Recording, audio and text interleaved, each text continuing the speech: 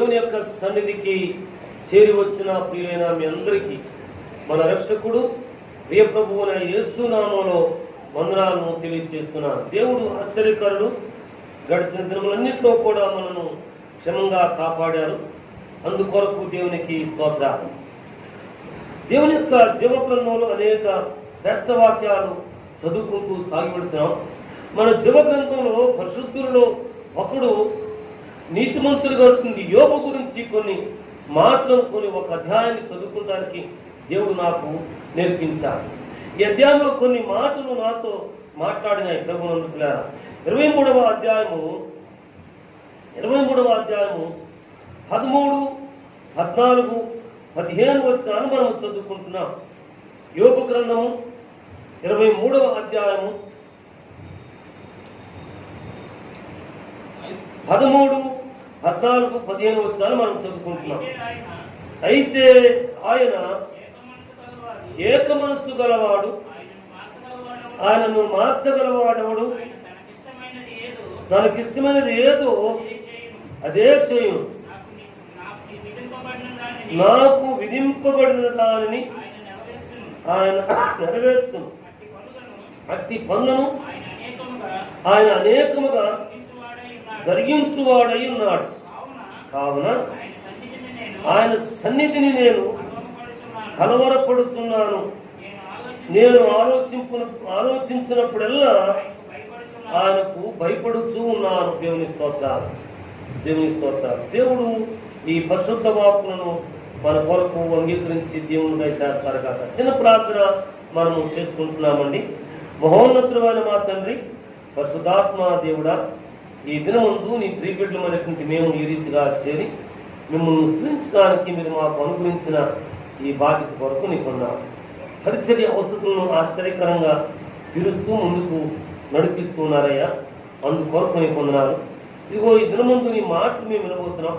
మాతో మీరు మాట్లాడాలి అని, మీ సమాధాన ఆశీర్వాదాలు ఉంచాలని, కృపలో భద్రపరచమని, మేలు దయచమని, మీ సన్నిధి మాతో ఉంచమని యేసునామములో ప్రార్థిస్తున్నాం మా తండ్రి. మంచిది. ప్రభువునందు పిల్లారా, అనేక శ్రేష్ఠ వాక్యాలను మనము చదువుకుంటూ ఉన్నాం.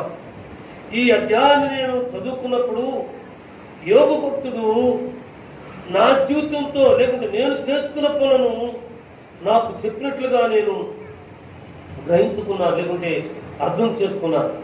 ఏమంటాడంటే అప్పుడు యోబు ఇలాగూ ప్రత్యుత్తరం ఇచ్చాను. నేటి వరకు నేను మరలుడుచు తిరుగుబాటు చేస్తూనే ఉన్నాను. ఓ ప్రార్థన చేస్తున్నాడట. ప్రార్థన చేసే తను తిరుగుబాటును మర్చిపోయిన వాడు కాదట. ప్రభునందు ఈ వాక్యాలను చదువుతున్నప్పుడు 2017వ సంవత్సరంలో ఒక్క నిమిషము దేవుడు తన చెవినో కన్నునో మూసుకుని ఉంటే, తన చెయ్యి కురచెమిది కాదు కానీ తన చేతిని అట్లాగే ఉంచుకుని ఉంటే ఈ మనుషుడు ఎక్కడ ఉండేవాడబ్బా? ప్రార్థన చేస్తూనే తిరుగుబాటు చేసేవాడునయ్యా అని భక్తుడు సెలవిస్తున్నాడు. మొరపెడుతూనే తిరుగుబాటు చేసేవాడునయ్యా. నీ సన్నిధిలో పరిచర్య చేస్తూనే స్వనీతి చేతనో స్వలాభము చేతనో ఫాల్స్ ప్రెస్టేజ్ చేతనో నేను మంచివాడని, నా ఇల్లు మంచిది అని అనుకునేటువంటి వాడునయ్యా. ఒక్కసారి ఈ తిరుగుబాటు సమయంలో ఆలోచన చేస్తే బాగుంటుందేమో కదా అని నేను ఆలోచన చేసుకున్నాను. ప్రభునందుకులారా అంటాడు కదా 3వ వచనం, ఆయన నివాస స్థానం వద్ద నేను చేరినట్లుగా ఆయన ఎక్కడ కనుగొందునో అది నాకు తెలియబడునుగా. అంటే దేవుడు ఎక్కడ ఉంటాడో తెలుసు, ఏ రీతిగా ప్రత్యుత్తరం ఇస్తాడో తెలుసు, ఏ రీతిగా కృప చూపిస్తాడో తెలుసు, ఏ రీతిగా మాట్లాడతాడో తెలుసు, ఏ రీతిగా తోడుగా ఉంటాడో తెలుసు. అయితే అది మరిచిపోయాడు అన్నమాట. అంటే దేవుని సన్నిధిని మర్చిపోతున్నాము అన్నమాట. దేవుని స్తుత్యాగమును మర్చిపోతున్నాము అన్నమాట. దేవునికి చెల్లించాల్సినటువంటి 1000 కోట్ల స్తుతులకు ప్రతిగా మనము చెల్లించాల్సిన, ప్రతినిత్యము చెల్లించాల్సిన స్తుతులను మర్చిపోతున్నాము అన్నమాట. అంటే ఈ రీతిగా ఆలోచన చేసుకుంటానికి పరమరక్షకుడు సాయం చేశాడు. అంటే ఆదివారపు క్రైస్తవులను మాత్రమే, పండుగ క్రైస్తవులను మాత్రమే, లేదంటే ప్రత్యేక దినముల క్రైస్తవులను మాత్రమే ప్రభునందుతున్న పుట్టుకతోనే క్రైస్తవులు అయిపోయారనుకోబాకండి. ఆదిమ సంఘముల గురించి ఏముందంటే అపోస్తల కార్యంలో ఎవరైతే ప్రభువునందు విశ్వాసం ఉంచి పాప క్షమాపణతో కూడా దైవరక్షణ సంపాదించుకున్నారో వారు క్రైస్తవులు అనబట్టారట. అవును, నీవు సన్నిధిలో చేరావు అంటే నీవు క్రైస్తవుడు అన్నమాట. క్రైస్తవ కుటుంబములకు, యేసయ్య కుటుంబములకు చెందిన ప్రియబిడ్డవు అన్నమాట. అయితే ఈ ప్రియబిడ్డలము దేవుని తిరుగుబాటును బట్టో, స్వనీతిని బట్టో, ఫాల్స్ మెడిటేషన్ బట్టో, ప్రార్థనాహీనతను బట్టో, నేను మంచివాడును అని, మంచిదారును, మా కుటుంబం మంచిది అని దాన్ని బట్టు దేవుని సన్నిధి ఎక్కడ ఉందో మరిచిపోతున్నాము అన్నమాట. ఇక్కడ అంటున్నాడు, ఆయన ఎక్కడ కనుగొందునో అది నాకు తెలియబడును దాకా. ఇక్కడే ఇది మించినటువంటి స్థలము, దేవుడు నివాసం ఉండినటువంటి స్థలమునకు మించిన స్థలము మరి ఒకటి లేనే లేదు. మాట్లాడుతూ ఉంటాడు ఆయన. మనం నడిచి వెళ్ళేటప్పుడు మాట్లాడుతుంటాడు, కూర్చుండినప్పుడు మాట్లాడుతుంటాడు. ప్రభునందుకులారా, మనం ఆలోచనతో, ఏదో తలంపులతో మన మనసు ఎక్కడెక్కడికో ప్రయాణం చేస్తున్నప్పుడు మనతో మాట్లాడుతుంటాడు. కానీ మన నివాస స్థలము ఒకటి ఉంది. అక్కడ మనము ఆయన్ని కనుగొనవలసినటువంటి వారంగా ఉంటా ఉన్నాం. అందుకు 13వ వచనంలోకి వచ్చేసరికి, అయితే ఆయన ఏక మనస్సు గలవాడు, ఆయనను మార్చగలవాడు ఎవరు? ఆయన తనకిష్టమైనది ఏదో అదే చేస్తాడు. మనుషులు కూడా, పనివారులు కూడా తనకిష్టమైన పనిని ఇది ఈ రీతిగా ఉండాలా, ఇది ఈ రీతిగా ఉండాలా అని యజమానులు పని చేయించుకునేవారు చెప్తూ ఉంటుంటారు. వారికి ఒక మనసులో ఉంటుంది, అది మాత్రమే చేస్తూ ఉంటారు. ఇది చాలా బాగుంది చెప్పి అని అంటూ ఉంటుంటారు. కానీ తన యజమానుడు పని అప్పగించిన వారి యొక్క ఆలోచన ఏమిటో తెలిసి ఉండి కూడా తమ ఆలోచనను నెరవేర్చుకునేటువంటి వారుగా ఉంటూ ఉంటారు. దేవుని ప్రియ జనాంగమా, మనము కూడా అదే రీతిగా ఉంటున్నామేమో. దైవ చిత్తం ఏమిటో మనకు తెలుసు, దేవుని వాక్యం ఏమిటో మనకు తెలుసు, దేవుని యొక్క జీవమార్గం ఏమిటో తెలుసు. కానీ ఆ చిత్తమును నెరవేర్చుటకు బదులుగా మన సుచిత్తానుసారమైన ఆలోచనను నెరవేర్చుకుంటూ మనం ఉంటున్నామేమో. ఒక్కసారి ఆలోచన చేసుకుందాం. ఇక్కడ ఎందుకు ఇన్ని మాటలు ముచ్చరించుకుంటున్నామంటే, ఆయన తనకిష్టమైనది ఏదో అదే చేయండి. అది చేస్తాడు అంటే మనకు మేలుకరమైనదే. నా ఉద్దేశములు మేలుకరమైనవి కానీ హానికరమైనవి కానే కాదు. దీవెనకరమైనవే కానీ ఆశీర్వాదకరమైనవే కానీ కీడుకరమైనటువంటివి కాదు. అవును ప్రభునందులారా, ఎందుకంటే ఈ మహోన్నతుడు ఏక మనస్సు కలిగినటువంటి వాడు. నిన్న, నేడు, రేపు ఎప్పుడు కూడా ఏక మనస్సు కలిగినటువంటి వాడే. ఒక్క మనస్సు అనేది, ఒక ఆత్మది, ఒక తండ్రి. ఆ ఒక్క తండ్రి తన కుమారుని పంపించాడు. ఈ కుమారుడు తండ్రి యొక్క చిత్తమును నెరవేరుస్తూ సాగి వెళ్ళినటువంటి వాడు. ఇదిగో ఈ మధ్యాహ్న కాలమందు, లేదా ఉదయ కాలమందు దేవుని పిల్లమైనటువంటి మనము ప్రభునందులారా దేవుని చిత్తమేమో తెలుసుకొని దేవుని కృపలో సాగి వెళ్ళేటువంటి వారుగా మనం ఉండినట్లయితే దేవుడు మనకు తన కృపగల జీవితాన్ని, ఆశీర్వాద జీవితాన్ని ఇచ్చేవాడుగా ఉంటామన్నారు. దేవుని స్తోత్రాలు. ఈ రీతిగా 15వ వచనంలోకి వచ్చాను. దేవుని స్తోత్రాలు. 15వ వచనం, కావున ఆయన సన్నిధిని నేను కలవరపడుతూ ఉన్నాను. ఎందుకు కలవరపడుతున్నాడట? ప్రభునందుకున్నారా, దేవుని సన్నిధిలో ప్రార్థన చేస్తూ, మొరలు పెడుతూ, వాక్కును వింటూ, ధ్యానం చేసుకుంటూ తిరుగుబాటు జీవితంలో ఉంటున్నవాడు ఉన్నాడు. దేవుని చిత్తమును ఏదో యజమాని యొక్క చిత్తమేమో తెలుసుకుని దానికి అనుగుణముగా జీవించకుండా అటు ఇటుగా జీవిస్తున్నటువంటి వారుగా ఉన్నాం. అందుకు హృదయం కలవరపడుతున్నది. నేను ఆలోచించినప్పుడల్లా ఆయనకు భయపడుతున్నాను. ఈ మాట చదివినప్పుడు ఈ భక్తుడు ప్రతినిత్యము తన బిడ్డలు సూర్యోదయం కాకపురము ఇంకను పెందలక్కడ ఉన్నప్పుడు, తన బిడ్డలు ఇంకా నిద్ర మేల్కొనకుండా ఉన్నప్పుడు ప్రతి ఉదయం లేచి ప్రార్థించి ఒక్కొక్క బిడ్డ నిమిత్తము దాన బలి అర్పించిన ఈ బిడ్డ ఈ పరిశుద్ధ భక్తుడు దేవునికి ఆలోచించినప్పుడల్లా భయపడుతున్నాడా? నా ఆలోచన ఏ రీతిగా ఉందో అని చెప్పి భయపడుతున్నాడా? చాలా దినాలే పోతున్నాయి కదూ. జీవనయాత్ర ప్రారంభించి ఆయన రక్షణ వాగ్దానం పొందుకుని ఆయన చేత పిలువబడి ఆయన చేత ప్రత్యేకించబడి చిన్నవాడుగా ఉన్నా నేను ఏం తప్ప ఈ పరిచర్య ఎట్లా చేయగలుగుతానో ఏమిటో సంఘంలో వారందరూ కూడా పెద్దల అయ్యగారితో తిరిగినట్టు వారు కదా అనుకుంటున్నప్పుడు నా కుమారుడా ఇర్మియా గ్రంథం మొదటి అధ్యాయం జాగ్రత్తగా చదువుకోని చెప్పి చదివిస్తే నేను బాలుడును అనుభవం నేను ప్రకటించడానికి, నాటడానికి, వికిలించడానికి, కట్టడానికి మేము ఏర్పరచుకున్నటువంటి నా సాధనం అని చెప్పి వాగ్దానం ఇచ్చాడు. అయితే ఈ రీతిగా దేవుడు వాగ్దానం ఇచ్చాడు కదా. ఇస్తే ఆలోచన చేసిన ప్రతిసారి, వాక్కును ప్రకటిస్తున్న ప్రతిసారి, మోకరుతున్న ప్రతిసారి, ఖాళీగా ఒంటరిగా వస్తే ఈ బలిపీఠంతో మోకరుస్తున్నాను. నేను మోకరుతున్న ప్రతిసారి భయపడగలుగుతున్నానా? నేను భయపడ నేర్చుకుంటే ఎంత బాగుండేదో కదా అన్ని ప్రశ్నలు వేసుకున్నాను. ఈ రీతిగా ఆలోచన చేసుకుంటూ దేవుని యొక్క జీవగ్రంథంలో ఆదికాండంలోనికి నా మనసు వెళ్ళింది. ప్రభునందుకులారా, లోతుతో తన కుటుంబంతో కూడా కలిసి సాగి వెళ్ళమన్నాడు.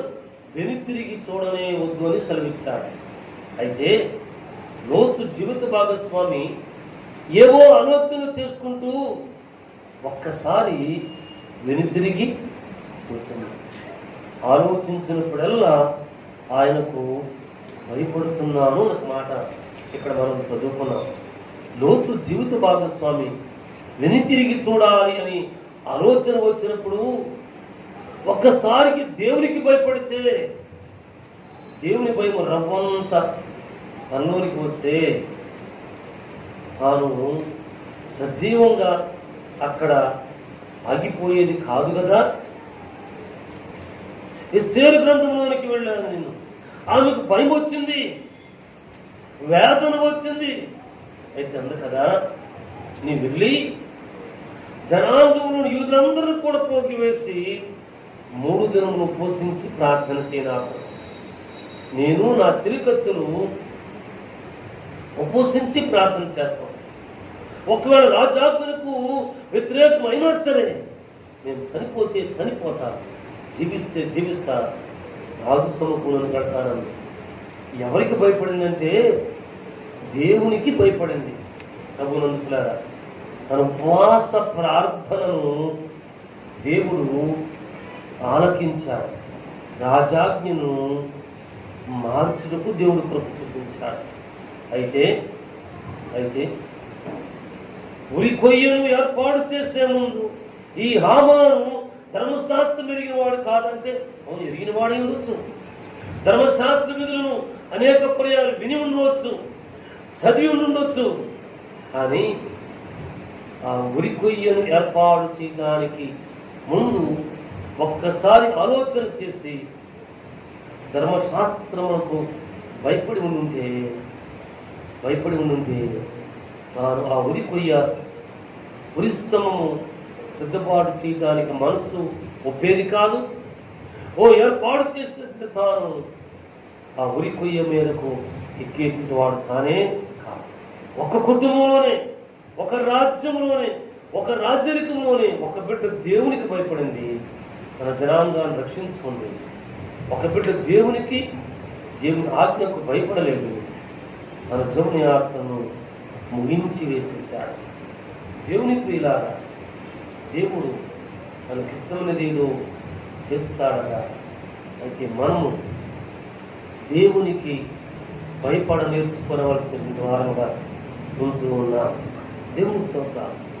మూడవ వ్యక్తి ప్రభువునంత అపోస్తుల కార్యములలో అననీయ సప్పీరాలు ఉన్నారు.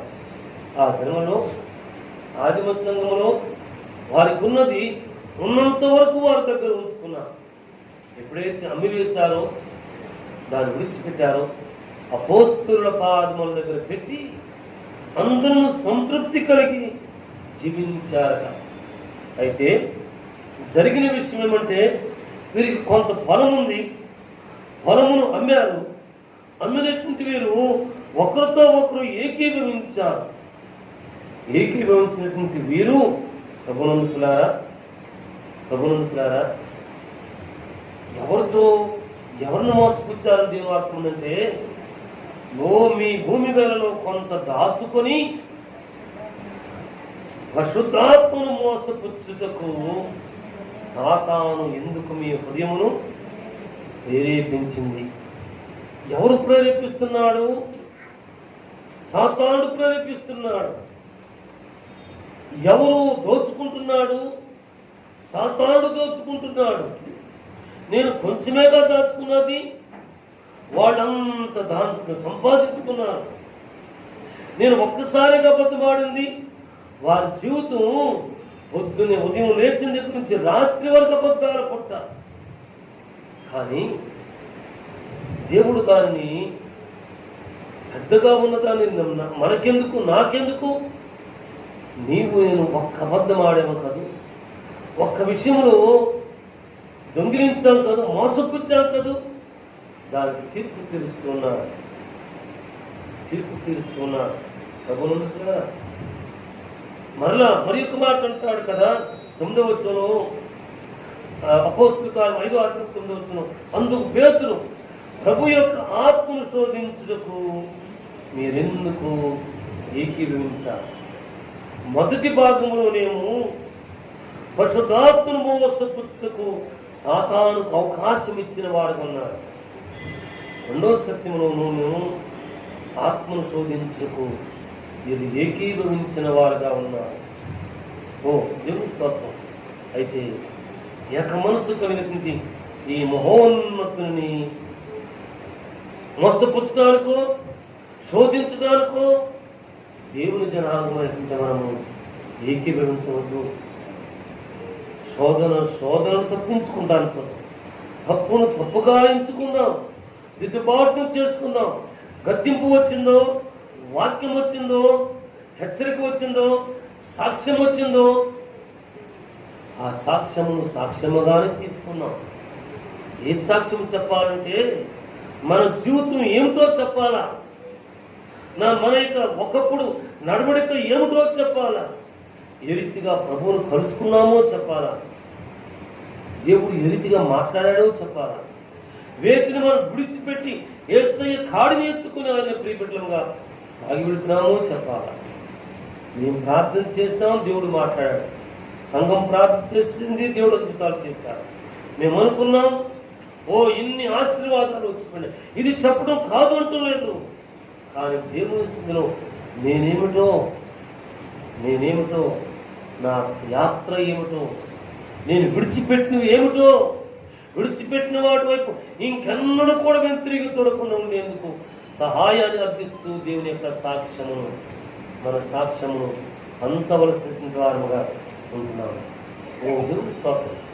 దేవుని వాక్యంలో నేను ఆలోచించినప్పుడల్లా ఆయనకు భయపడుతూ ఉన్నాను. భయపడ నేర్చుకునేటువంటి వాడుగా ఇంకే ఆశీర్వాదము. యెహోవా యందు భయభక్తులు గలవాడు ఈలాగున ఆశీర్వదించబడదు. తన భార్య తన లోకిట ఫలించు ద్రాక్షావలట, తన పిడులు తన బల్ల ఎదుట ఒలీవ మొక్కల వలె ఉంటారట. ఒలీవ మొక్కకు మరణం లేదు. ఏ మరణం లేదంటే శరీర మరణం ఉంది, అయితే ఆత్మ సంబంధమైన మరణము లేదు. మనకున్న ఒకే ఒక్క నిరీక్షణ అంటే జీవిస్తే ప్రభు కొరకు జీవిస్తాం, మరణిస్తే దేవుని సముఖంలో తీసుకుని పోబడతాం. ఈ యోగ భక్తుడు నేటి వరకు మొరలుడుచు తిరుగుబాటు చేయొచ్చునే ఉన్నాను అని చెప్పి సెలవిచ్చిన భక్తుడు అన్నాడు, అయ్యో ఆశీర్వాదం మాత్రమే అనుభవించకు మనము సంసిద్ధులమా? శ్రమను అనుభవించడానికి సంసిద్ధత లేదా? 3 రాళ్ళు మాట్లాడుతున్నట్లుగా నీవు మాట్లాడుతున్నావమ్మా అని తన జీవిత భాగస్వామితో మాట్లాడినట్లు మొదటి అధ్యాయంలో మనం చదువుతున్నాం. దేవుని ప్రియుడిగా శ్రమ వచ్చిందా? వేదన వచ్చిందా? అయితే ఈ శ్రమలో, వేదనలో, వ్యతిరేకతలో, వెలివేయబడిన జీవితంలో, దూషించబడిన జీవితంలో, నిర్లక్ష్యం చేయబడిన జీవితంలో దేవుని వైపు మాత్రమే మనం చూద్దాం. దేవుని వైపు మాత్రమే మనం చూద్దాం. ఆయన నేనా అబద్ధమాడేది, నేనా నేను వదిలిపెట్టలేదు అని చెప్పి పేతురు నిర్భయంగా మాట్లాడాడు. పేతురు కోడి కోయిక పూర్వము ముమ్మారు నన్ను ఎరగనని చెప్పి బొంకుతాను. బొంకిన మాట నిజమే. 3వ పర్యాయం బొంకిన వెంటనే, అబద్ధమాడిన వెంటనే దేవుడు సెలవిచ్చిన మాట, దేవుడు తనతో సహజీవనం చేసిన యాత్ర జ్ఞాపకంలోకి వచ్చింది. దేవుని జీవనంలో మనం చూద్దాం, వెంటనే పశ్చాత్తాపడ్డాడట. దేవుని ప్రియులారా, మన జీవన యాత్రలో మరలుడుచూ తిరుగుబాటు జీవితంలో ఉన్నామేమో తెలియదు. ఆయన ఏక మనస్సు కలిగినటువంటి వాడు ప్రభు తన చిత్తానుసారమైన కార్యమును ఆయన చేస్తాడు. అయితే మన యజమానులు ఎదుర్కొన్నటువంటి మనం, ఓ తండ్రి అప్పగించబడినటువంటి ఈ పనిలో విశ్వాసము, పాప క్షమాపణ, నిరీక్షణ, సాక్ష్య జీవితము, ప్రార్థనా జీవితము, ఆయన కొరకు నమ్మకముగా పరిచారకులుగాను సాక్షులుగా జీవించే జీవితంలో దేవుని చిత్తమునకు అనుకూలమైన జీవితాన్ని మనం జీవించేవారుగా ఉంటాం. దేవుడు మనల్ని విడిచేవాడు కాదు, కృప చూపించేటువంటి వాడుగా ఉంటున్నాడు. దేవుని స్తోత్రాలు. నేను ఆలోచించినప్పుడల్లా కూడా ఆయనకు భయపడుతూ ఉన్నాను. మనకు భయము రావాలి అన్నమాట. దైవ భయము. ఏ భయము? దైవ భయము. మనుషుని యొక్క భయం కాదు. మనుషుని యొక్క భయం కాదు. ప్రభునందుకులారా, దేవునికి భయపడ నేర్చుకునేటువంటి వారుగా ఉందాము. దేవుని స్తోత్రాలు. యోగు గ్రంథము 36వ అధ్యాయం 10వ వచనాన్ని మనం చదువుకుంటున్నాం.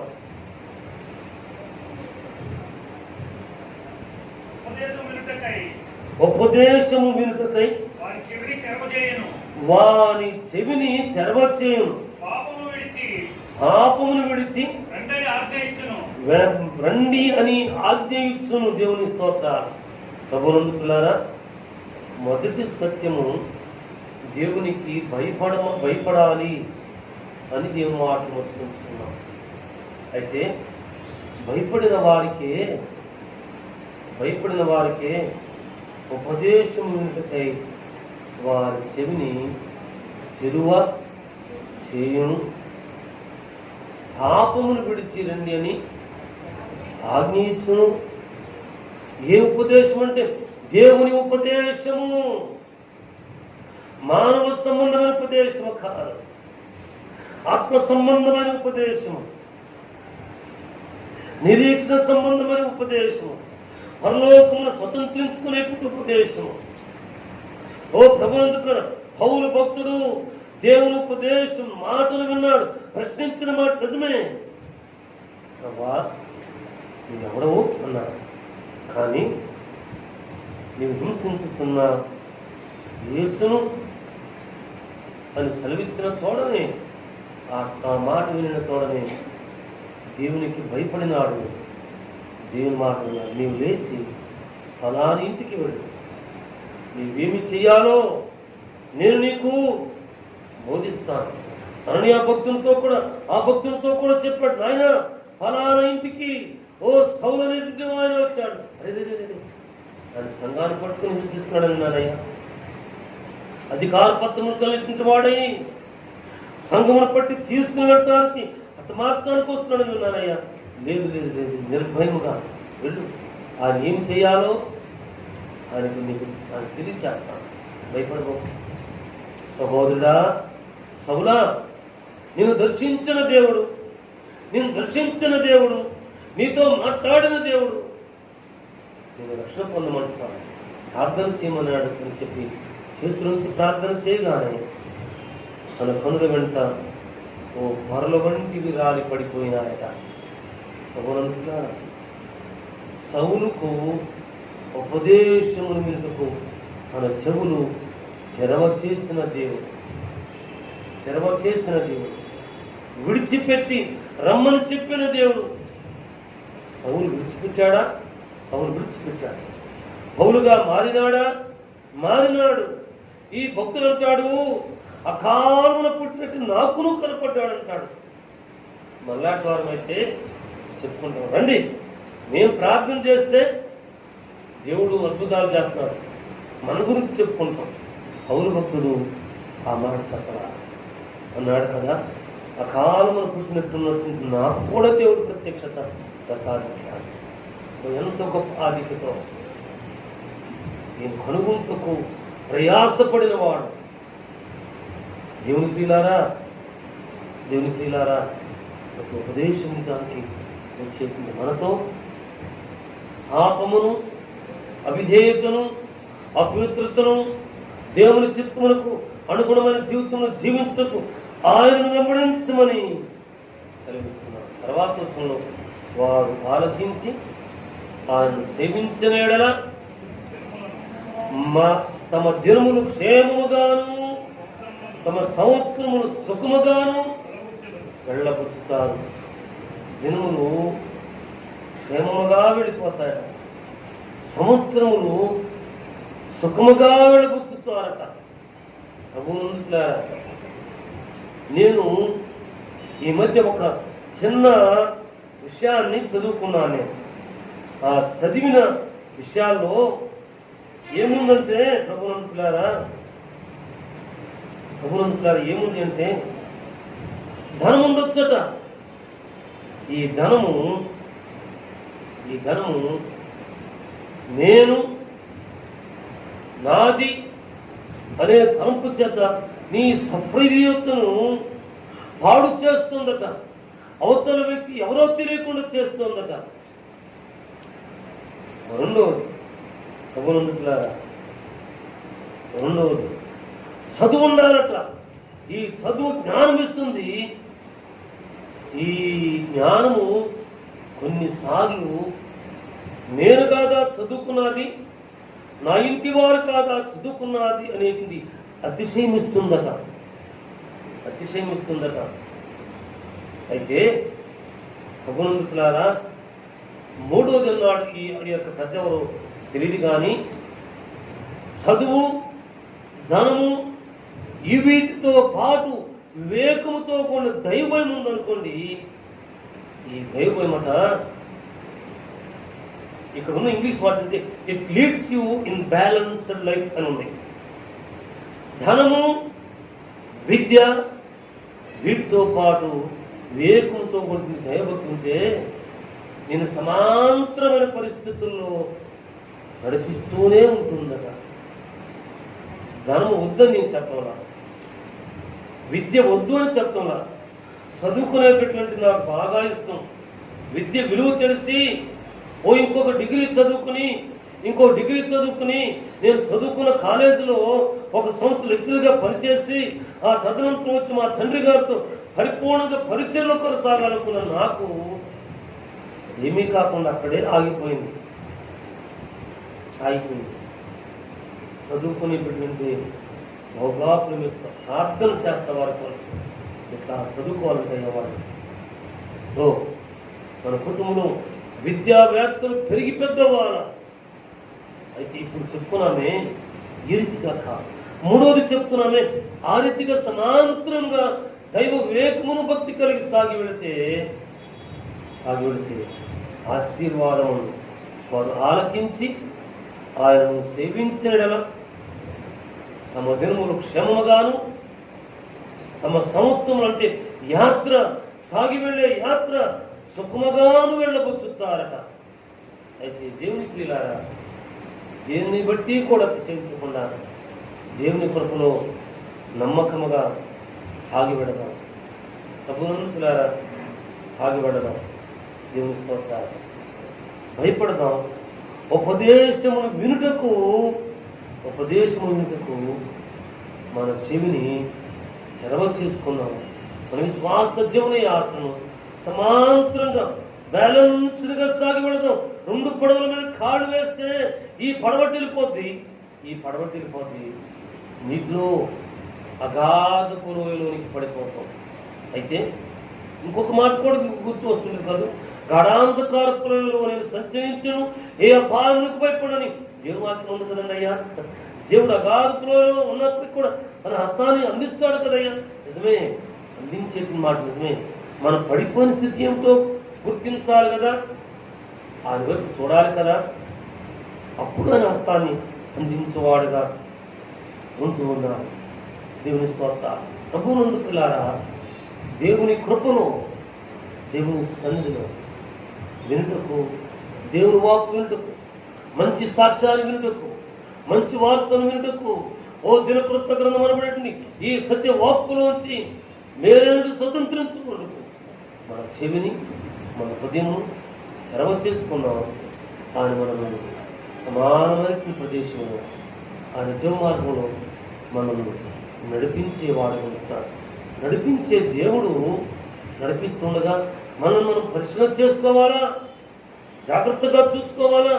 నేను ఒక పర్యావరణ పర్యాలు చెప్పాను. ఉంగుటూరులో గ్రామ పెద్ద ఒక ఆయన ఉన్నాడు. ప్రభునందుకున్నారా, గ్రామ పెద్ద ఉన్నాడు. ఆయన ఊరిలో గుండొరుగు మీద కూర్చుని తీర్పులు తీరుస్తూ వ్యవసాయదారుడుగా ఉండేటువంటి వాడు.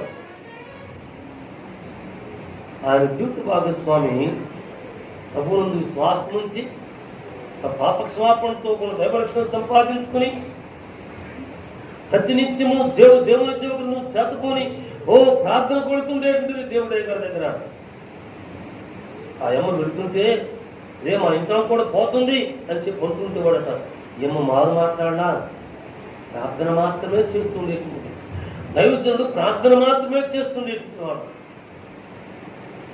ఒక రాత్రి వేకువజామున ఈయన కళలో బంగారమైనటువంటి దగదగా మెరిసిపోతున్నటువంటి ప్రకాశమానమైన వీధిలో చాలా సంతోషంగా, ఆహా స్వర్గానికి వెళుతాను అనుకున్నాడో, ఈ రోడ్డు బాగుంది అనుకున్నాడో తెలియదు, నడిచెళ్ళిపోతాడు సంతోషంగా. చాలా దూరం వెళ్ళిన తర్వాత అప్రయత్నంగా వంగి తన కాళ్ళను చూసుకుంటే మోకాళ్ళ నుండి క్రిందకు భయంకరమైన బొట్టం ఉందట. అరే అంత బంగారమైన వీధిలో ఈ మురికి కాళ్ళతో నడుస్తున్నానని చెప్పి అనుకున్నాడు. తులిపడిలిచ్చాడు. అర్థం ఇంటి పెద్దమ్మ జీవిత భాగస్వామి నిద్రపోతుంది. ఆ అమ్మను లేపాడు, కళ్ళను చెప్పాడు. ఆమెకు తెలిసిన సత్యాన్ని, ఆత్మీయ సత్యాన్ని తెలియచేసింది. దైవజన్ దగ్గర తీసుకువచ్చింది. దేవుని సేవకుడు వాక్యోపదేశం చేశాడు. ఆ దాసుడు కూడా పాపక్షమాపణతో కొన్ని దైవరక్షణ సంపాదించుకున్నాడు. బాప్తిసం తీసుకున్నాడు. గ్రామంలో సాక్షిగా జీవించాడు. ప్రభువునందుకులారా, ఈ జీవ గ్రంథమును ప్రారంభంత వరకు కంఠోపాఠంగా తెలుసుకున్నవాడు. ఆయన చూచే ఆధిక్యత, ఆయన ప్రక్కన కూర్చునే ఆధిక్యత నాకు దొరికింది. ఆయనే నాకు తెలియదు. కోటాలకు వెళ్ళినప్పుడు అందరిలోకి చిన్నవాడు కాబట్టి క్రింద కూర్చునేవాడుక ఆయన ప్రక్కనే కూర్చున్నా. నేను ఏవో మాటలు కలిపి వందనాలని చెప్పి సుదర్శన్ గారు అబ్బాయిమైనా అని అడిగాడు. ఇప్పుడు చెప్పినట్టున్నాను. ప్రభువునందుకులారా, ఆయన చూచి ఆధిక్యత దొరికింది. దేవుని ప్రియబిడ్డ, మన ప్రార్థన ద్వారా, మన సాక్ష్యం ద్వారా ఎవరైనా దేవుని ఎందుకు వస్తున్నారా? లేకపోతే మన యాత్ర అనే దానికి సజీవ సాక్ష్యం చెప్పాను. ఆయన సమభూమి మీద సమాధాన సంబంధమైన భూమిలో నడిపించువాడుగా ఉంటా ఉన్నాడు. దేవుని స్తోత్రం. అయితే నడిపించబడాలా? సమగానే సాగేది. ఏదో ఇటువైపు ఉన్న దాన్ని బట్టి అతిశయించబోకు, ఇటువైపు ఉన్న దాన్ని అతిశయించబోకు. నీకు ఎదురుకున్న దాన్ని బట్టి అతిశయిస్తూనో సంతోషిస్తూనో సాగి వెళ్ళిపోబోకు. నువ్వు ఒక్కసారి చూసుకో,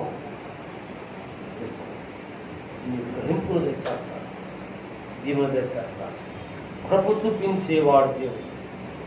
అందుకే మనం ఆలోచన, ఆయన తనకిష్టమైన ఏదో ఆయన ఏక మనసు కలిగిన వాడు. ఇష్టమైన ఎదురు చేస్తాడు. మనం ఆలోచన చేసే ప్రతిసారి కూడా మనం భయపడనిచ్చుకుంటాం. దేవుని స్తోత్రాలు. రెండవ సత్యము, ఉపదేశమును వింటకు మన చెవిని మన హృదయమును తెరవ చేసుకున్నాం. దేవుని స్తోత్రాలు. మరొక వాక్యాన్ని చదువుకున్నాం. ఇర్మియా గ్రంథము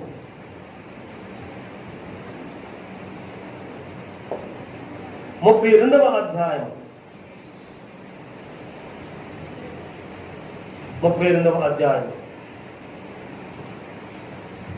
40వ వచనం. ఒకసారి చెప్పండి, చదువుతాను. 32వ అధ్యాయము 40వ వచనము 41వ వచనం కూడా చదువుకుంటున్నాం. చదువు. నేను వారికి మేలు చేయుటకై, అంతేనమ్మా? చదువు 40వ వచనం కదా. అవును. మేలు చేయక మానకుండానట్లు నిత్యమైన నిబంధనను వారితో చేయుచున్నాను. వారు నన్ను విడువకుండానట్లు వారి హృదయములో నా ఎడల భయభక్తులు పుట్టించెదను. వారికి మేలు చేయుటకు వారి యందు ఆనందించుతున్నాను. నా పూర్ణ హృదయముతో నా పూర్ణాత్మతో ఈ దేశములో నిశ్చయముగా వారిని నాటాను. మూడవ సత్యం, దేవుని స్తోత్రం. వారికి మేలు చేయుట మానకుండానట్లు నిబంధన ఒడంబడిక చేసుకుంటున్నాడట. మనము ఒడంబడిక చేసుకుంటాం. రేపటి నుండి ఏమైనా సరే తెల్లవారుజామున 4:30 గంటలకు లేచి మొదలు అనుకుంటుంటాం. లేకపోతే రేపటి రానున్న నెల నుంచి ఏమైనా సరే ఖచ్చితంగా దేవుని మందిరానికి క్రమంగా వెళదాం అనుకుంటుంటాం. ఏమైనా సరే ప్రార్థనలో ప్రార్థన వృద్ధిరాలి అనుకుంటుంటాం. కానీ మన తలంపులుగానే ఉండిపోతుంటాయి. మన ఆలోచనలుగానే ఉంటూ ఉంటాయి. కానీ దేవుని తలంపు, దేవుని ఆలోచన, దేవుని యొక్క నిశ్చయత అది మారదు. అందుకే యోబు గ్రంథంలో 23వ అధ్యాయంలో మనం చదువుకున్నాం కదా, 13వ వచనం, ఆయన ఏక మనస్సు గలవాడు, ఆయన జీవునికి మీరైన రీతిగా చేస్తాడని చదువుకున్నాం కదా. కాబట్టి దేవుని ప్రియజనాంగమా, ఆయన మేలు చేతుకు మానకుండా ఉండటానికి మనకు నిత్యమైన నిబంధన చేస్తాడు. అయితే నేను ఆలోచన చేయనప్పుడల్లా ఆయనకు భయపడుతున్నానని వాక్యానికి వచ్చిన చదువుకున్నాను కదా. ఈ వచ్చిన 2వ భాగంలో, వారు నన్ను విడిపోకుండానట్లు వారి హృదయములో నా ఎడల భయభక్తులు. అయ్యా, భయం ఏంటో, ఆ భక్తి ఏంటో దేవుడు ఇప్పించాలనుకుంటే కాదు, మనం మొదటి భయపడాలిగా. నీవు నేను దేవుని మొదటి భయపడాలిగా. నీవు నేను దేవునికి మొదట ఆయన చిత్తానికి ఏంటో చిత్తమేంటో తెలుసుకోవాలిగా. నీవు నేను ఆయన ఏమిటో తెలుసుకుంటానికి ఆశ కలిగి దేవుని ఎందుకు రావాలి కదా. వస్తే అప్పుడు విడవకుండానట్లు దేవుని అందరి భయభక్తులు దేవుడు పుట్టిస్తాడట. కాబట్టి దేవుని జనాంగమా, ఆయన ఏక మనసు కలిగినటువంటి వాడు, ఏక మనసు కలిగినటువంటి దేవుని సందర్భం భయపడ నేర్చుకున్నాం. ప్రభునందుకులారా ఉపదేశమునకు మన చెవిని హృదయంలో తెలియచేద్దాం. ఆయన మేలును చేసేటువంటి వాడుగా ఉంటున్నా. దేవుని స్తోత్రం. పూర్ణాత్మతో పూర్ణ మనసుతో ఆయన మనము సేవించాలి. నిజమే. అయితే అంతకంటే శాస్త్రం అంటాడు కదా, నా పూర్ణ హృదయముతోను నా పూర్ణాత్మతోను ఈ దేశంలో నిశ్చయముగా వారిని నాటుతాను. నాటిన వాడు లోపల వాడికి మాట ఉంది. నాటినోడు మీరు భయకుండా పోతాడా అని చెప్పంటుంటారు. ప్రభునందుకులారా, అది నిజమేమో. కానీ ఈయన పూర్ణ మనసుతోను పూర్ణాత్మతోను నాడుతున్నాడట. నాటిన దేవుడు తన జీవచరమైన నీటిని కడుతున్నాడు, మనల్ని ఫలింపచేస్తున్నాడు. ఫలింపచేసే దేవుని ఎదుట నమ్మకమైన ప్రియులముగా, పరిశుద్ధమైన ప్రియులముగా, దేవుని కృపలో వర్తిలేపు ప్రియులుగా జీవిద్దాం. ఓ ప్రభునందు ఆయన మనం ఆలోచన చేసిన ప్రతిసారి దేవునికి భయపడ నేర్చుకున్నాం.